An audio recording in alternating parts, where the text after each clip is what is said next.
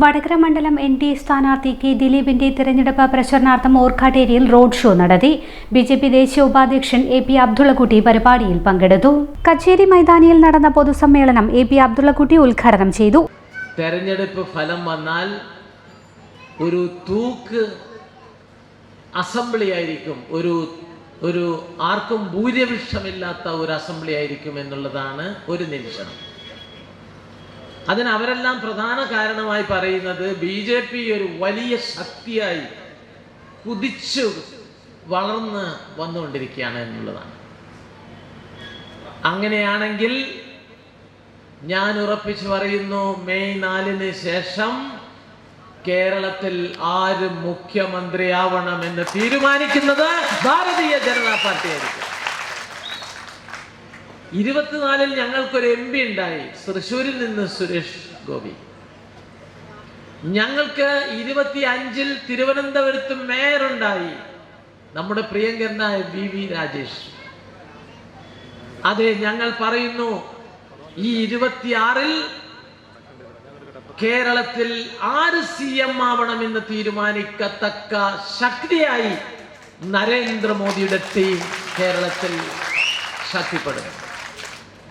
കാരണം കേരളത്തിലെ ജനങ്ങൾ സഹികെട്ട് LDF-ഉം UDF-ഉം മാറി മാറി ഭരിച്ച് നമ്മളെ ഈ കോലത്തിലാക്കി. കേരളത്തിന്റെ സ്ഥിതി എന്താണെന്നറിയോ? മോദിജി ഇന്നലെ പറഞ്ഞില്ലേ, 5.5 ലക്ഷം കോടി റുപ്യയുടെ കടമാണ്. 22 മുഖ്യമന്ത്രിമാർ ഭരിച്ചിട്ടുണ്ടായിട്ടുള്ള കടം 1.25 ലക്ഷം കോടിയാണെങ്കിൽ ഈ പിണറായി വിജയൻ 10 കൊല്ലം കൊണ്ട് അത് 5.25 കോടിയാക്കിയിരിക്കുന്നു. അതാണ് പിണറായി വിജയന്റെ ഏറ്റവും വലിയ സംഭാവന. ഈ കടക്കണിയിൽ നിന്ന് കേരളത്തെ രക്ഷിക്കണമെങ്കിൽ കേരളത്തിൽ ഒരു ഡബിൾ എഞ്ചിൻ സർക്കാർ വേണം. അതിനെ ലക്ഷ്യമിട്ടുകൊണ്ട് തന്നെയാണ് ഇന്ന് ഓർക്കാട്ടേരി കൊച്ചു നഗരത്തെ പ്രകമ്പനം കൊള്ളിച്ച റോഡ് ഷോയിലാണ് നമ്മുടെ അഡ്വക്കേറ്റ് പ്രദീപ് ഇവിടെ തെരഞ്ഞെടുപ്പ് പരസ്യം പ്രചരണം ആരംഭിച്ചിട്ടുള്ളത്. ഇവിടെ ഞങ്ങൾ നല്ല മുന്നേറ്റം നടത്തുമെന്ന് കാണുമ്പോൾ ഇവിടെ രണ്ടു കൂട്ടർക്കും ആകെ ബേജാറായിരിക്കുകയാണ്. VD സതീശന്, കോൺഗ്രസിനും UDF-നും അതുപോലെ തന്നെ LDF-നും ബേജാറായിരിക്കുകയാണ്. സതീശൻ പറയുന്നത് ഞങ്ങൾക്ക് CPM-ഉമായിട്ട് ഒരു ഡീലുണ്ട് എന്നാണ്. മിസ്റ്റർ VD സതീശ, മാർക്സിസ്റ്റ് പാർട്ടിയായിട്ട് മാത്രമല്ല ഞങ്ങൾക്ക് ഡീല്, കോൺഗ്രസ് പാർട്ടിയായിട്ട് ഡീലുണ്ട്.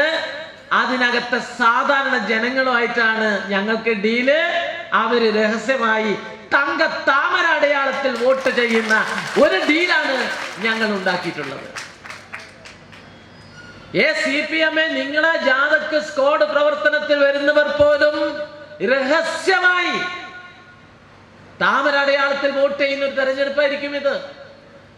UDF-നെ നിങ്ങളുടെ ഈ വർഗീയ കൂട്ടുകെട്ടിനെതിരെ ശക്തമായ വികാരം ഈ നാട്ടിൽ നൊരഞ്ഞു പൊന്തുന്നുണ്ട്. ആളുകൾ സംസാരിച്ചു തുടങ്ങി, അടുത്ത ഉപമുഖ്യമന്ത്രി ആരായിരിക്കും, അടുത്ത ആഭ്യന്തരമന്ത്രി ആരായിരിക്കും. ഉപമുഖ്യമന്ത്രി മുസ്ലിം ലീഗ്, ആഭ്യന്തരമന്ത്രി ജമാഅത്ത് ഇസ്ലാമി പറയുന്ന ആള്. ഇതൊക്കെയാണ് സോഷ്യൽ മീഡിയയിൽ ചെറുപ്പക്കാർ നടത്തിക്കൊണ്ടിരിക്കുന്ന ചർച്ച. ആ ചർച്ചകളിൽ നാം കൃത്യമായി മനസ്സിലാക്കേണ്ട ഒരു രാഷ്ട്രീയമുണ്ട്. കേരളത്തെ ഈ വർഗീയവാദികളിൽ നിന്ന് പിടിച്ചു കെട്ടാൻ പറ്റുന്ന ശക്തി ഇവിടെ ഭാരതീയ ജനതാ പാർട്ടി മാത്രമേ ഉള്ളൂ.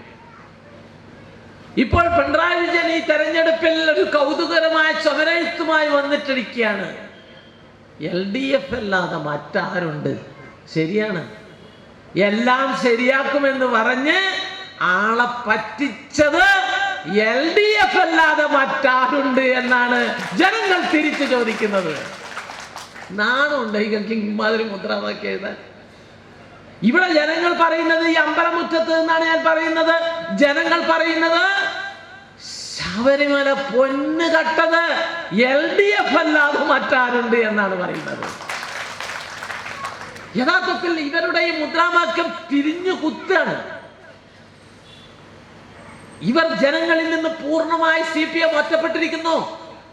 CPM-ലെ ഒരു കാലനായിട്ടാണ് സഖാക്കൾ പിണറായി വിജയനെ കാണുന്നത്. പിണറായിലുണ്ടായ പാർട്ടി പിണറായി തന്നെ ഒടുങ്ങുമെന്നൊക്കെയാണ് കണ്ണൂർക്കാർ പറയുന്നത്. നിങ്ങൾ കണ്ണൂരെ സ്ഥാനാർത്ഥിയെ കണ്ടിട്ടില്ലേ?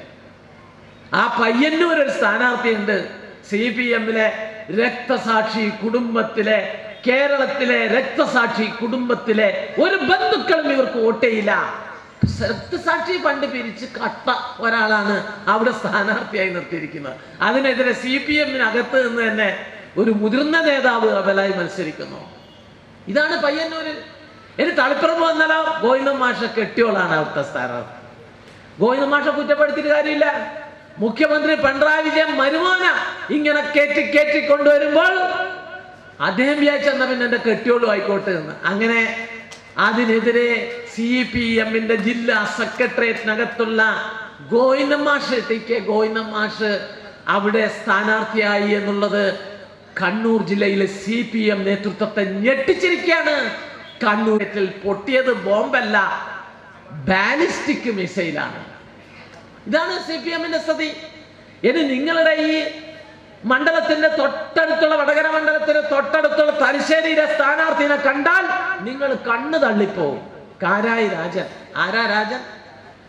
ഫസൽ എന്ന് പറയുന്ന ചെറുപ്പക്കാരനെ കൊന്നത് എപ്പാന്നറിയോ? ഒരു പെരുന്നാളിന്റെ തലേന്ന് മാസം കാണുന്ന ആ രാത്രിയാണ് കൊല്ലുന്നത്. എന്നിട്ട് അതിനേക്കാൾ ക്രൂരമായൊരു കൃത്യം ഇവർ ചെയ്തു. ഫസലിന്റെ രക്തത്തിൽ കുളിച്ച ഉറുമാല് തൊട്ടടുത്ത RSS-ന്റെ കാര്യാലയത്തിൽ കൊണ്ടിട്ട് അവിടെ ഒരു ഹിന്ദു മുസ്ലിം കലാപം ഉണ്ടാക്കാനുള്ള ഗൂഢശ്രമം നടത്തി. അത് സംബന്ധിച്ച് CBI അന്വേഷണം നടത്തി. ഈ കാരായി രാജനെയും സംഘത്തെയും ജയിലിലാക്കുക മാത്രമല്ല നാട് കടത്തിയ കേസാണ്. ആ കാരായി രാജൻ ഇപ്പോൾ പിണറായി വിജയൻ സ്ഥാനാർത്ഥിയാക്കിയിരിക്കുകയാണ്.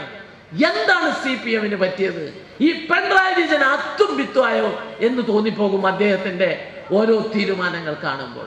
അവിടെ മാറ്റിയത് ആരെയാണ്? നമ്മുടെ ആ പാവം ഷംസീറിനെ, നമ്മുടെ സ്പീക്കറിന് ഷംസീറിനെ മാറ്റേണ്ട ആവശ്യം എന്താണ്? അവിടെ ശൈല ടീച്ചറാ യഥാർത്ഥത്തിൽ മറ്റൊരു ദുർബല മണ്ഡലത്തിലേക്ക് മാറ്റേണ്ട ആവശ്യം എന്താണ്? ഇത് കാണിക്കുന്നത് പിണറായി വിജയന് എന്തോ ഒരു മാനസിക വിഭ്രാന്തി സംഭവിച്ചിരിക്കുന്നു എന്നാണ് എനിക്ക് തോന്നുന്നത്. അതുകൊണ്ട് CPM-നകത്ത് വലിയ പ്രശ്നങ്ങളുണ്ട്. CPM-ലെ സാധാരണ ജനങ്ങൾ ആകെ അസംതൃപ്തരാണ്. അതാണ് കണ്ണൂർ ജില്ല ഉൾപ്പെടെയുള്ള പ്രദേശങ്ങളിൽ കാണുന്നത്. സുധാകരൻ CPM-നെ വെല്ലുവിളിച്ച് പുറത്തു വന്നിരിക്കുന്നു. ഇതൊക്കെ കേരള രാഷ്ട്രീയത്തിൽ ഒരു വലിയ പ്രശ്നം സൃഷ്ടിക്കുകയാണ്. സ്വാഭാവികമായും CPM-നകത്ത് അസംതൃപ്തരായിട്ടുള്ള ജനങ്ങൾ എങ്ങോട്ട് പോകും? CPM-ലെ അസംതൃപ്തരായിട്ടുള്ള ജനങ്ങള് സാധാരണ ജനങ്ങളാണ്. ആ സാധാരണ ജനങ്ങൾ കൂലിവേലക്കാരും തൊഴിലാളികളുമാണ്. അവര് തീർച്ചയായും ഈ ജമാഅത്തെ ഇസ്ലാമിയെയും കൂട്ടുപിടിക്കുന്ന UDF-നൊപ്പം പോകുമോ? ഇല്ല. ഞാൻ ഉറച്ചു വിശ്വസിക്കുന്നു ആ അടിയൊഴുക്കുകൾ NDA-ക്ക് അനുകൂലമായി, BJP-ക്ക് അനുകൂലമായി വരുമെന്ന് ഞങ്ങൾ ഉറച്ചു വിശ്വസിക്കുന്നു.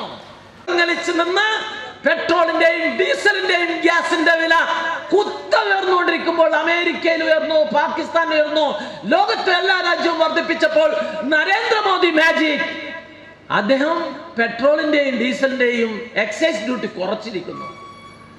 ഇതാണ് നരേന്ദ്രമോദി. ഈ നരേന്ദ്രമോദിയുടെ ഒരു വികസന ഒരു ഭരണത്തിന്റെ പൊളിറ്റിക്സ് ഓഫ് പെർഫോമൻസ് ആളുകൾ ശ്രദ്ധിച്ചുകൊണ്ടിരിക്കുന്നു. ഞാൻ പറഞ്ഞു, നിരാശരായ CPM-ൽ അണികൾ UDF-ലേക്ക് പോകാൻ പോകുന്നില്ല.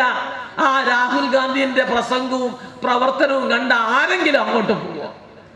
രാഹുൽ ഗാന്ധിനെ ആർക്കും ബഹുമാനമില്ല, ജനങ്ങൾക്ക് തീരെ ബഹുമാനമില്ല.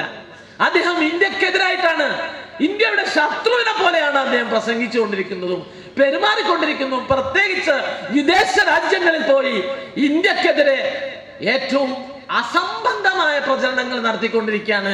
ഒരു പ്രചരണം എന്താണെന്നറിയോ? ഏത് രാജ്യത്ത് പോയി പറയും ഇന്ത്യയിലെ ന്യൂനപക്ഷങ്ങൾക്ക് രക്ഷയില്ല എന്നാണ് ഈ രാഹുൽ ഗാന്ധി പ്രസംഗിക്കുക.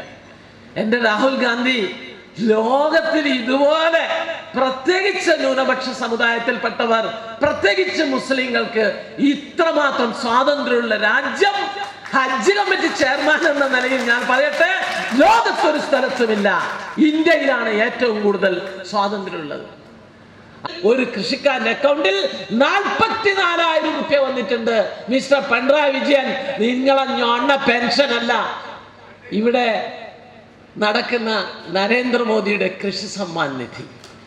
അപ്പൊ കൃഷി സമ്മാൻ നിധി പോലെ നിരവധി സ്കീമുകളുണ്ട്. ഇപ്പം നിങ്ങൾ നോക്കൂ, നമ്മുടെ നഗരങ്ങളിലെല്ലാം തെരുവിൽ കച്ചവടം ചെയ്യുന്ന ആളുകളുണ്ട്. അതിനൊരു PM സ്വാനിധി എന്ന് പറഞ്ഞിട്ട് സ്കീമുണ്ട്. ആ സ്കീം അനുസരിച്ച് നമ്മുടെ കോഴിക്കോട് ടൗണിലെല്ലാം പോയി റോഡ് സൈഡിൽ കച്ചവടം ചെയ്യുന്ന ആളുകളോട് നിങ്ങൾ സംസാരിച്ചാൽ മതി. അവരുടെ ഷോപ്പിലെല്ലാം QR കോഡ് ഉണ്ട്, പക്ഷെ അവർക്ക് ലൈസൻസ് ഇല്ല, അവർക്ക് അഡ്രസ് ഇല്ല, ഒന്നുമില്ല. പക്ഷെ നരേന്ദ്രമോദി അവർ അംഗീകരിച്ചിരിക്കുന്നു.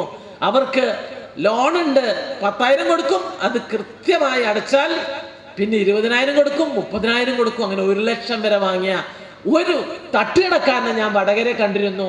ഓൻ എന്നോട് പറഞ്ഞതെന്താണെന്നറിയാം, നല്ല ചായയും നമ്മൾ എണ്ണക്കടിയും കിട്ടുന്നൊരു കടയാണ്. അവൻ എന്നോട് ഒരു ദിവസം ചായ കുടിക്കാൻ ഇതുപോലെ പാർട്ടി പ്രവർത്തനത്തിന് പോയി വരുമ്പോൾ കുടിച്ചപ്പം പറഞ്ഞു, ഞാൻ ഇപ്പോൾ നരേന്ദ്രമോദിന്റെ ഫാനാണ്.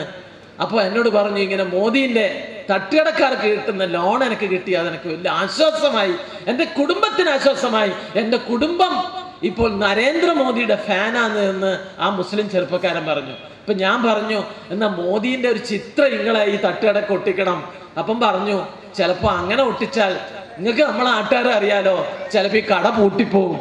പക്ഷേ എൻ്റെ മാത്രമല്ല, എൻ്റെ ഭാര്യയുടെയും മക്കളുടെയും ഹൃദയത്തിനുള്ളിൽ നരേന്ദ്രമോദിയുടെ ചിത്രം ഞങ്ങൾ സൂക്ഷിക്കുന്നുണ്ട്. NDA കൺവീനർ വിജയ് ബാബു അധ്യക്ഷത വഹിച്ചു. BJP ഒഞ്ചി മണ്ഡലം പ്രസിഡന്റ് അഭിജിത്ത് KP, വടകര മണ്ഡലം പ്രിയങ്ക CP, കൌൺസിലർമാരായ ശ്രീകല VN, സിന്ധു PK, ജില്ലാ ജനറൽ സെക്രട്ടറി ജയ്കിഷ്, സംസ്ഥാന സമിതി അംഗം PM അശോകൻ, പ്രീത സദാനന്ദൻ ആയാടത്തിൽ, MC അശോകൻ തുടങ്ങിയവർ സംസാരിച്ചു. ഇതുപോലെ നല്ല സുന്ദരിയായിരിക്കണം. അപ്പോ കല്യാണ പെണ്ണോ? അത് ചിറ്റപ്പന്റെ ഇഷ്ടം. ഇത് മതിയോ? ചിറ്റപ്പ. പാർക്കോ ഗോൾഡൻ ഡയമണ്ട്സ്.